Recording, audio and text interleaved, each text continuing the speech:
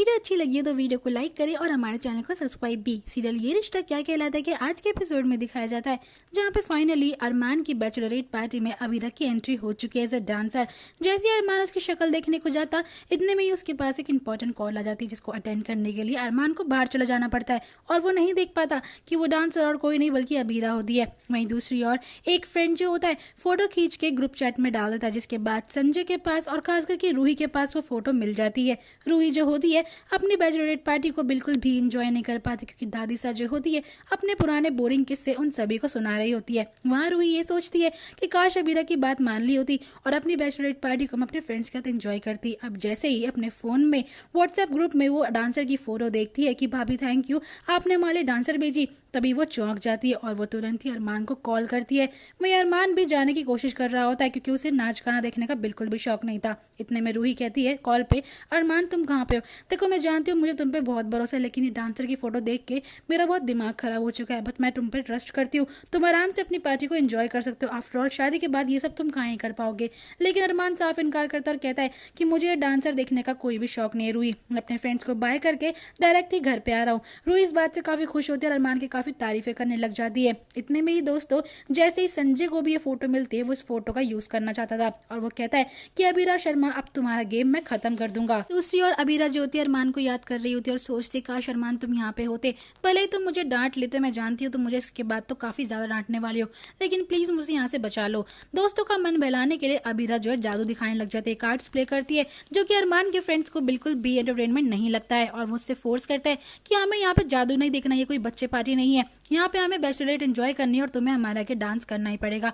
बेचारी अबीरा को सबके फोर्स में आके डांस शुरू करना ही पड़ता है, लेकिन वो कथक करने लग जाती है तो उसके फ्रेंड्स को काफी अनोइंग लगती है वो चीजें और उन लोगों को काफी गुस्सा आने लगता है। और वहीं दूसरी ओर संजय ने भी अपनी चाल चल दी है, उसने कावेरी को साफ फोटो दिखा दी थी कि अबीरा ने अरमान की बैचलर्स पार्टी में एक डांसर का इंतजाम करा है, जिसके बाद आप दादी साहब का गुस्सा तो जानते हैं कितना भड़क चुका था। वो पूरे घर में ही अबीरा को ढूंढ रही थी और उसके बारे में कहीं उल्टा सीधा बोल रही थी। जैसे ही मनीष गोयनका को इस बात में पता चलता है तो वो इस बारे में यकीन करने को नहीं मानता क्योंकि वो जानता है कि उसकी अबीरा कैसी है। वहीं क्रिश जिसको ये सारा खेल पता था कि अबीरा को जो है डांस पार्टी में उसके पापा संजय ने ही भेजा था, वो चाह के भी कुछ नहीं बोल पाता घर वालों से क्योंकि उस बेचारे के पास तो कोई सबूत ही नहीं होते। वहीं जैसे अरमान अंदर अपने फ्रेंड्स को बाय बोलने के लिए जा रहा होता है, इतने में उसका एक फ्रेंड अतुल आ जाता है जो कि उससे बात करता और कहता है कि यार मेरी शादी हो चुकी है इसलिए मैं भी इस डांसर पार्टी में नहीं जाना चाहता, बट मैं चाहता था अरमान कि तो हम सबके साथ एंजॉय करता। लेकिन अरमान साफ इनकार करता कि मुझे इन चीजों का शौक नहीं है, मुझे अब घर चलना चाहिए। लेकिन वो अपनी बातें उससे शेयर करता और कहता है कि तुझे याद है अरमान जो मेरी पहले गर्लफ्रेंड हुआ करती थी कोहू, मैं उसके साथ कितना खुश था, भले हमारी रिलेशनशिप अच्छी नहीं थी, भले हम दोनों डेली लड़ा करते थे, लेकिन उसके साथ जीने का एक अलग ही मजा था। फैमिली के प्रेशर में आके मुझे एक लड़की से शादी करनी पड़ गई जिसके साथ मैं खुश बिल्कुल भी नहीं हूँ। अरमान उसे कहता है कि फैमिली की मर्जी से शादी करना तो अच्छा ही होता है, इनफैक्ट वो लड़की भी अच्छी ही होगी। वो तो उसका दोस्त कहता है कि हाँ वो लड़की काफी ज्यादा अच्छी लेकिन वो कोहू नहीं है। इतने में अरमान जो है अपने और अबीरा के मोमेंट्स को याद करने लगता है कि वो किस तरीके से स्वीट मोमेंट्स एक दूसरे के साथ बिताते थे।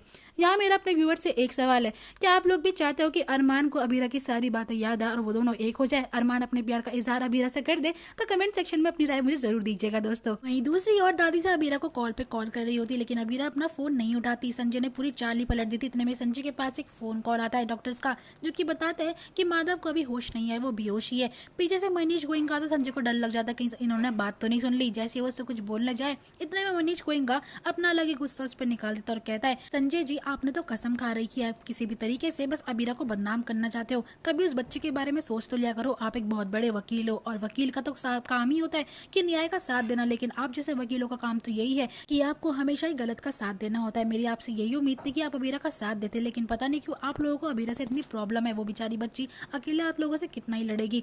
इतने में संजय जो होता है मनीष को जवाब देते हुए कहता है कि आपका भी यही काम होना चाहिए मनीष जी कि आप दूसरों की फैमिली मेंबर्स के बीच में ना पड़े, इसलिए तो आपने मेरे बेटे को पैसे दे दिए। अगर आप इसी तरह अपने पैसे बांटते रहेंगे कहीं आपका बैंक अकाउंट खाली ना हो जाए, जितना हो सके मेरे परिवार से अलग होकर रहिएगा। मनीष गोयनका कहता है कि मैं आपके परिवार से चाह के भी अलग नहीं हो पा रहा हूँ, मेरी घर की बेटी फिर से रूही आपकी बहू बनने जा रही है। मैं कितना भी कोशिश कर लूँ अपनी रूही को आपसे दूर करने की, लेकिन ना जाने बच्चों के चक्कर में मुझे झुकना ही पड़ जाता है। तो वहीं दूसरी ओर क्रिश को अपनी अबीरा भाभी की काफी ज्यादा टेंशन हो रही है। तो दादी क्रिश को कहती है कि तुम अबीरा को अभी के अभी कॉल मिलाओ। इतने में क्रिश कहता है यहाँ पे नेटवर्क नहीं आता, बहाना लेके बाहर चले जाता है और वो बाहर जाके अरमान को कॉल मिलाने वाला होता है।